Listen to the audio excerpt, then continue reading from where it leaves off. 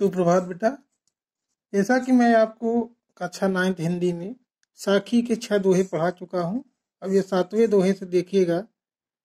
कबीर चित्त चमकिया। कबीर दास जी कह रहे हैं चित्त चमकिया, अर्थात मेरे अंदर के हृदय का ज्ञान उमड़ पड़ा।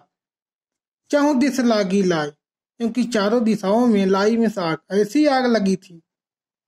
आग लगने का मतलब सभी व्यक्ति अपनी अपनी इच्छाओं की पूर्ति में लगे हुए थे और हरि सुमिरन हाथ उगड़ा।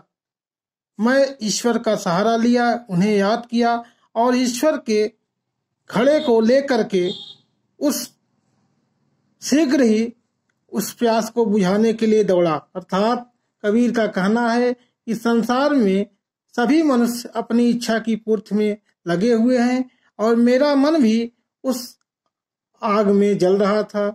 अर्थात मेरे मन में भी इच्छाएं उमड़ रही थी। मैं अपने मन को संबोधित करते हुए कहा कि हे मन, तेरे हाथ में ईश्वर रूप जल का घड़ा है और तू इस जल के घड़े से शीघ्र ही अपनी इच्छाओं की आग को बुझा ले। अर्थात तात्पर्य यह है कि ईश्वर के नाम के स्मरण से ही मेरी विषय की वासनाओं से मुक्ति मिल गई और मेरी प्यास बुझ गई। ठीक है, 8वां दोहा देखिएगा। अनसड़िया झाई पड़ी पंथ निहार निहार।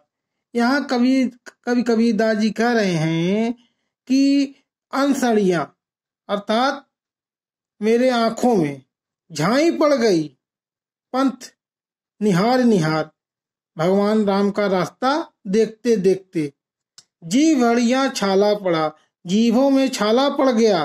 राम पुकार पुकार, उनका नाम पुकारते पुकारते। यहाँ कबीर दास जी ईश्वर के लिए कह रहे हैं कि ईश्वर का रास्ता देखते देखते मेरे आंखों में अंधकार छाने लगा, झाई पड़ गई और उनका नाम पुकारते पुकारते, उनका नाम स्मरण करते करते मेरे जीभ में छाला पड़ गया। ठीक है, तो ये 7 और 8 दो दोहे हो गए।